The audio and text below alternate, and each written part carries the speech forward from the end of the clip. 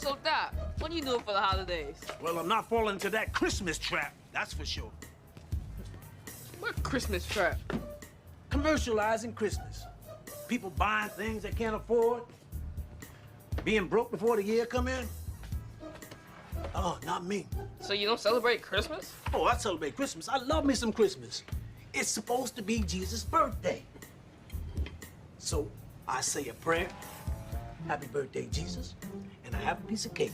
This year, it's 7-layer chocolate cake. Wait, cover your mouth. Stop sneezing on Jesus. What's the matter? You sick? No, I'm fine. All right, then.